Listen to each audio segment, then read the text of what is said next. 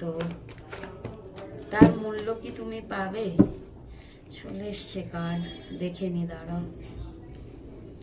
দেখো, তোমাদের মধ্যে অনেক কর্মা আছে, যতক্ষণ না কর্মা রিলিজ হবে ততক্ষণ কিন্তু তুমি যে ওয়েট করছো তোমার পার্টনারের আসার জন্য, কিংবা তুমি যেটা চাইছো তোমার পার্টনারের থেকে, সেটার জন্য তোমাকে কিন্তু পুরোপুরি ডিভাইনের ওপর সারেন্ডার করতে হবে এখানে। কারণ এখানে তোমাকে দেখাচ্ছে ডিভাইন টাইমিং এর আগে তুমি যেটা চাইছো সেটা হওয়াটা সম্ভব না। তোমাকে ডিভাইনের ওপর পুরোটা ভরসা রাখতে হবে, পুরো ছেড়ে দিতে হবে আর কি ঈশ্বরের ওপর, যে তুমি মানে এটা একদম সত্যি, কোনো কিছু সময়ের আগে পাওয়া যায় না। তো এখনো তোমার মেবি সেই সঠিক সময় আসেনি। তো তবে এখানে হুইল অফ ফরচুন, তো লাক তোমাকে ফেভার করবে, ভগবান ঈশ্বর তোমার সাথে থাকবেন, তবে ওটা ডিভাইন টাইমিং এর ওপর ডিপেন্ড করছে, তার আগে কিন্তু নয়।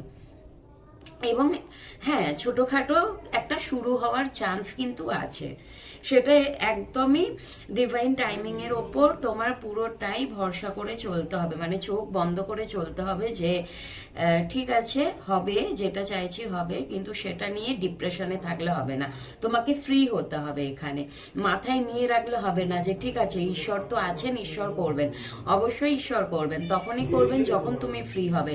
ভারাক্রান্ত হয়ে থাকলে ঈশ্বর কিছু করবে না, ঈশ্বর চাইবে যে তুমি ফ্রি হও, রিলিজ করো, তোমার যা হেডেক, যা ডিপ্রেশন, যা অ্যাংজাইটি আছে সেগুলোকে রিলিজ করো, তারপরেই কিন্তু উনি তোমার সাথে একটা ভালো কিছু ঘটাবেন, যেটা তুমি চাইছো মেবি সেটাই হঠাৎ করে হয়ে গেল।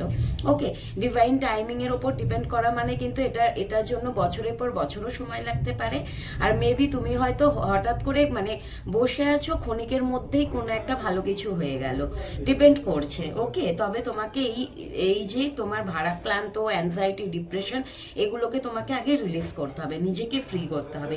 মেবি তুমি চাইছো তোমার পার্টনারের থেকে ভালো কিছু একটা প্রপোজাল, কিংবা উনি তোমার কাছে আসুক, উনি ওনার মনের কথাগুলো বলুক, তোমাকে একটা ভালোবাসার অফার করুক।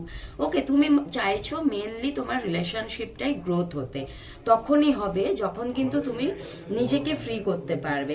এখন তোমাদের মধ্যে স্টাক হয়ে গেছে কিন্তু সব সমস্ত বিষয়টা টোটালি স্টাক হয়ে আছে, এবং এই স্টাকনেস থেকে তোমাকে বেরাতে হবে, মুভমেন্ট একটা নিতে হবে নিজের লাইফের জন্য, যেটা তুমি চাইছো না। দেখেছো কেমন কার্ড মিলিয়ে আসে?